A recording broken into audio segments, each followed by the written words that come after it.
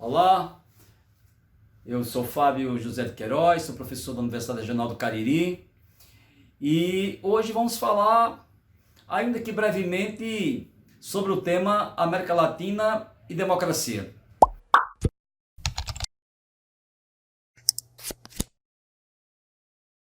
É um tema que merece muitos programas. Aqui eu vou tomar essa minha exposição como uma provocação para que mais adiante possamos aprofundar esse debate sobre o tema América Latina e a democracia. A América Latina, tal como a conhecemos, ela é um produto dos processos de independência do século XIX. O século XIX é o momento em que se dá o processo de independência e de formação das nações latino-americanas. Só que essas nações, elas surgiram já trabalhadas no dilema ordem e liberdade. Ou seja, ou trilhamos o caminho da liberdade ou trilhamos o caminho da ordem. Para as classes dirigentes que estiveram à frente da maior parte desses movimentos, era necessário sacrificar a liberdade em nome da ordem. Se nós tomarmos a monarquia no Brasil, o que é que prevaleceu o tempo todo na monarquia brasileira no século XIX? A ordem e não a liberdade. O Nelson Werneck Sodré, ele tem até uma frase interessante que ele diz que ao longo da história do Brasil nós tivemos longos períodos de arbítrio entremeados por breves períodos de liberdade, para mostrar que a ordem sempre se sobrepôs à liberdade ou às liberdades democráticas, e essa ordem das classes dominantes, ela sempre, em última análise, ela terminou se impondo. E esse não é um problema do Brasil, esse é um problema do conjunto da América Latina. O José Martí analisava no final do século XIX o processo de independência e de formação das repúblicas na América Latina. E ele insistia no raciocínio de que a colônia ela ainda morava dentro da república aqui na América Latina e que seria necessário um segundo processo de independência.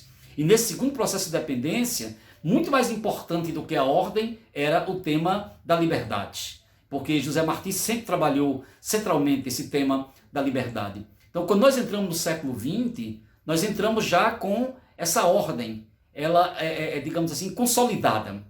E é uma ordem em que você vai ter o quê? Uma estrutura agrária intocada, você vai ter grupos oligárquicos controlando o Estado, a máquina do Estado a serviço desses grupos oligárquicos.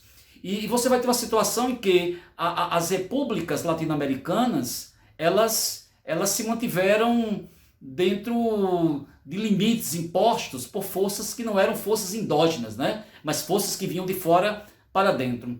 No livro As Vias Abertas da América Latina, o Eduardo Galeano fala de sentinelas que, em lugar de proteger a nação, abrem as portas da nação para que o exército inimigo possa penetrar. E o século XX é um pouco essa história. Evidentemente que tem atritos, esses atritos eles persistem até hoje entre governos latino-americanos em determinados momentos e os interesses imperialistas em cada um desses países. Nós mesmo estamos vivendo um momento muito especial para analisar esse tema da intervenção externa sobre a vida interna latino-americana. Porque eu penso o seguinte, enquanto se resolveu o problema da terra, enquanto não se resolver essa questão da dependência externa, esse tema da democracia é muito formal. Eu me lembro bem que alguns autores, intelectuais e pensadores, aqui no Brasil em particular, acreditaram que o Brasil poderia alcançar, se não a mesma posição dos Estados Unidos, da Alemanha ou da Inglaterra, mas se aproximar disso. Ou seja, fazer parte daquele mesmo grupo, mesmo que não fosse numa posição de supremacia dentro daquele grupo, mas como um membro, como integrante daquele grupo. E a realidade está mostrando exatamente o oposto. A Operação Lava Jato no Brasil é um momento interessante para analisar isso, porque o que foi a Operação ou o que é a Operação Lava Jato, senão, digamos que uma política do judiciário brasileiro articulado com o Estado norte-americano. E o que foi que aconteceu, por exemplo, nos setores inteiros da economia brasileira? Parecia que esse setor é o lado multinacional das empresas brasileiras. O que foi que aconteceu com boa parte dessas empresas? Boa parte dessas empresas sofreu um baque fortíssimo com a Operação Lava Jato. E o Estado americano ajudando, dando informação, dando suporte, dando garantias, dando força a gente como o Moro. E o que nós tivemos foi uma quase que liquidação da economia brasileira nesses últimos anos. Então, as pessoas que acreditavam que o Brasil iria ocupar um posto, ainda que não privilegiado, dentro digamos assim, do grupo das potências imperialistas, essas pessoas agora elas precisam avaliar um pouco melhor. Porque boa parte das avaliações, ainda que indiretamente, ainda que de um modo muito implícito, criticava a linha que o Lênin apresenta em imperialismo. A tradução aqui mais conhecida no Brasil, imperialismo fase superior do capitalismo, é uma coisa a se avaliar, essa tradução que foi feita, mas o que eu acho mais importante é o conteúdo do livro, né? Muito importante. De lá para cá, qual foi o país dependente que se tornou uma superpotência? É preciso analisar isso. A Argentina, naquele momento que o Lênin escreveu o livro Imperialismo, Fase Superior do Capitalismo, a Argentina era uma das 6 ou 7 maiores economias do mundo. Qual é a posição da Argentina hoje? Uma posição absolutamente subalterna, né? A economia argentina é uma economia muito fragilizada. Esses últimos 20, 30 anos da economia argentina são de catástrofe, né? Catástrofe social, catástrofe nacional, em todos os sentidos. Então nós estamos vivendo um momento e nós vamos voltar a um debate, que é um debate que marcou a primeira metade do século XX. É possível consolidar as democracias na América Latina? É possível que tenhamos uma democracia ao estilo inglês, ao estilo dos Estados Unidos, ao estilo francês, aqui na América Latina, sem que as condições econômicas que existem nesses lugares sejam aqui reproduzidas? É interessante notar como é que as coisas são produzidas lá e como é que elas chegam aqui. Veja lá, o liberalismo do século XVIII e século XIX na Europa. Como é que esse liberalismo chega, por exemplo, aqui no Brasil? Chega aqui no Brasil combinando com o trabalho escravo, né? com a escravidão. É um liberalismo atípico, esse liberalismo que chegou, por exemplo, no Brasil no século XIX. Então, a democracia que nós estamos vendo na América Latina, eu não lembro exatamente quem falou isso, se foi a Isabel Allende, ela falava de uma democracia imperfeita no Chile. O José Molino de Carvalho, discutindo no Brasil em particular, diz que a democracia é uma obra em construção no Brasil. Né? Sempre tem uma metáfora interessante para tentar discutir esses limites das democracias na América Latina. Eu penso o seguinte, que quando as ditaduras saíram de cena, boa parte dos países se recusou a punir rigorosamente os militares que torturaram, que mataram durante o período das ditaduras. O Brasil é um exemplo disso. E está se pagando um preço muito caro por isso. Você tem um presidente da República que elogia o Carlos Alberto Brilhante Ustra, o símbolo, né? a figura maior representativa da tortura institucionalizada do Estado terrorista aqui no Brasil. Então, você vê que situação nós chegamos. Evidentemente, em alguns países como o Uruguai, como o Chile, como a Argentina, tentou-se fazer um acerto de contas, ainda que parcial, com esse passado. Mas não é assim no conjunto da América Latina.